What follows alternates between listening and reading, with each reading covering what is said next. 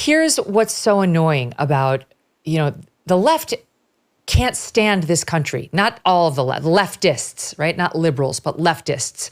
And these protesters out there in the streets, they hate America.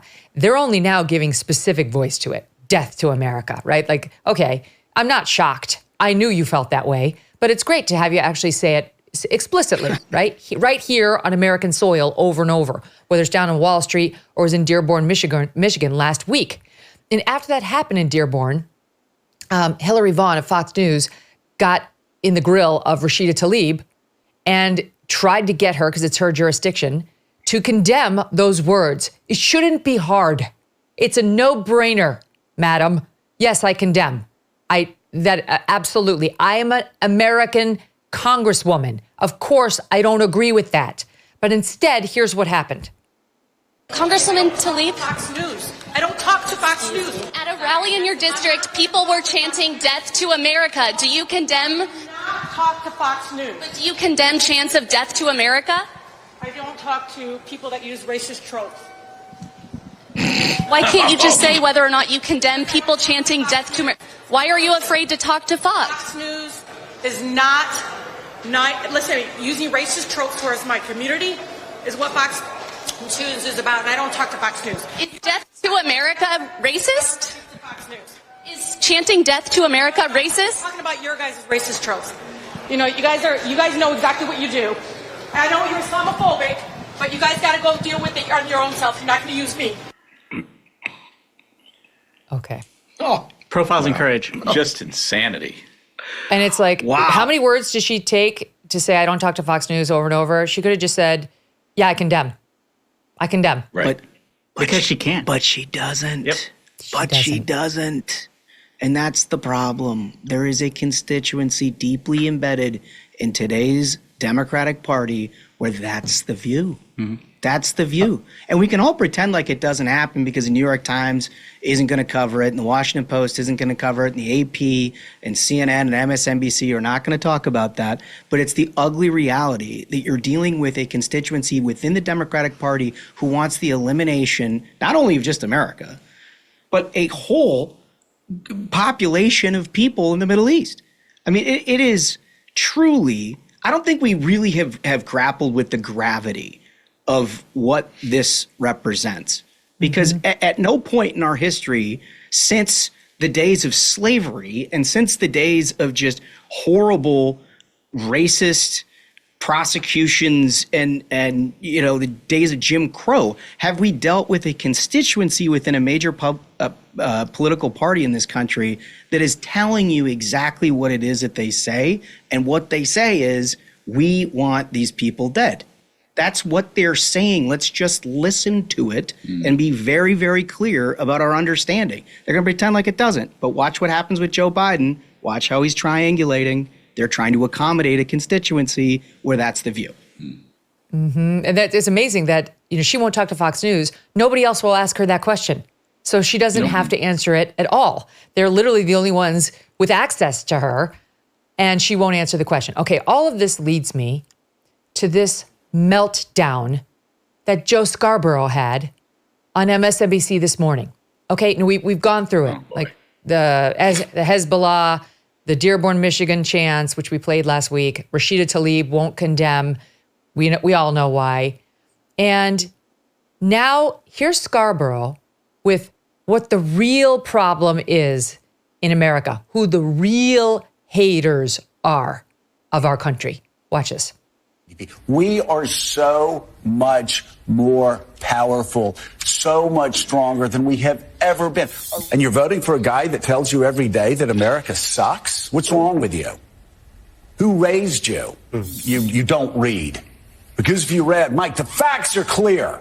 And I'm getting tired of saying this to people who claim to be patriotic but hate America because they're always running America down.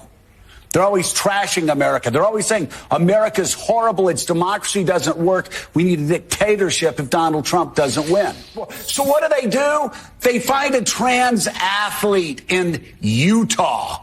Our world's coming to an end. Help us, Jesus. The country ain't the country I was raised in. No, it's better. It's stronger. Ooh. He's not talking about Rashida Tlaib.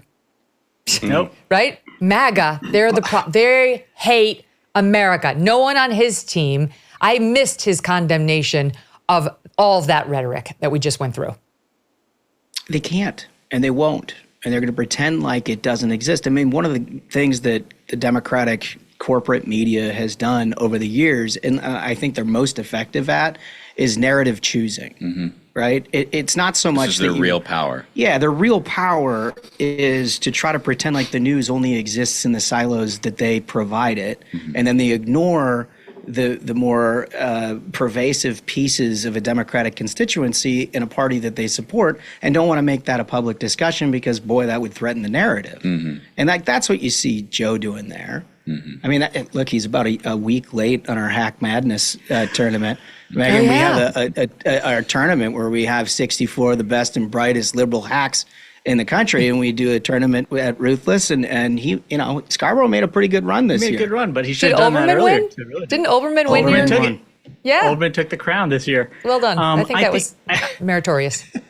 I think what's really interesting to see in this is all of this is based around the fundamental change in the progressives, the left, the Democrat Party, where they've essentially made it that you have to agree with all of it or you're the enemy, right? So you see these seemingly disparate groups, like, you'll like when you see these parades of Queers for Palestine, which makes no sense at all, as they would be killed in Palestine, but they enforce this doctrine on them of, listen, there's intersectionality. You have to agree with all of it or none of it. You have to say, yes, you agree with the trans movement. You also agree that in this belief that Israel is committing a genocide. You have to agree with the complete Black Lives Matter, that you're allowed to have riots and burn down buildings. So part and parcel, if you don't agree with all of that, then you're the enemy. And they enforce this by saying, if you're not with us, you're against democracy. You're attacking democracy. So they have to simplify it as it's us versus them. And if you're not with us, you're attacking democracy and you're the enemy. And you're seeing it goes beyond just the rhetoric. Now they just use the Justice Department to go after their political enemies. It's amazing to me, the level of hatred and honestly the level of stupidity. Like Starbucks, you can't hide, not till we free Palestine. How is Starbucks going to hide? How is that? It's such a great question. Hard to sell a cup of coffee. How is that a thing? They're even better. You guys know Jesse Singal. He tweeted out. This made me laugh out loud. We shall fight in the Starbucks. We shall fight in the theater companies. We shall fight in the small literary magazines and in the fast food restaurants. Oh, it's so good. Let me tell you a story about a guy named Leo Grillo. Leo was on a road trip and came across a Doberman. This dog was severely underweight and clearly in trouble. Leo rescued the dog and named him Delta. Sadly, Delta was just one of many animals that needed help. And this inspired Leo to start Delta Rescue, the largest no-kill, care-for-life animal sanctuary in the world. They've rescued thousands of dogs, cats, horses too, from the wilderness, and they provide their animals with shelter, love, safety, a home. April marks 45 years since Leo rescued Delta. Delta Rescue relies solely on contributions to keep going. If you would like caring for these animals to be part of your legacy, speak with your estate planner because there are tax benefits here too. You can grow your estate while letting your love for animals live well into the future.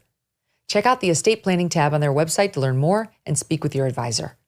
We call dog a man's best friend for a reason. You can help those who need it most.